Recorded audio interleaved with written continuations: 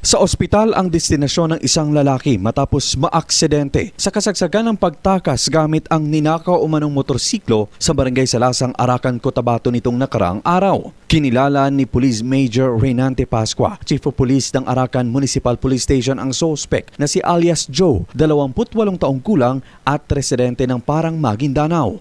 Ayon sa ulat, bandang alas 3:50 ng madaling araw nang mamataan ng isang menor de edad na saksi ang dalawang lalaki na itinutulak pababa ang dalawang motorsiklo dahilan upang agad siyang humingi ng saklolo sa mga residente at habulin ang mga sospek. Sa gitna ng habulan, nawala ng kontrol at naaksidente si Joe habang lula ng isang pulang Suzuki Raider 150 na kalaunan ay natuklasang ninakaw pala mula sa Kalinan District, Davao City. Ang kanyang kasama naman ay nagawang tumakas patungo sa madilim na bahagi ng lugar matapos iwanan ng isa pang nakaw ng motorsiklo na pagmamay-ari naman ng isang taga-barangay Salasang. Rumisponde ang alert team ng Arakan MPS at MDRRMO upang bigyan ng paunang lunas ang sospek bago ito dinala sa Amas Provincial Hospital dahil sa mga tinamong sugat at bali sa kaliwang balikat. Na-recover ng mga pulis ang dalawang unit ng Suzuki Raider 150 na ngayon ay nasa kustodiya na ng himpilan para sa kaukulang dokumentasyon. Inabisuhan na rin ang sospek sa kanyang mga karapatan habang nananatili itong naka-hospital arrest sa ilalim ng mahigpit na seguridad ng kapulisan.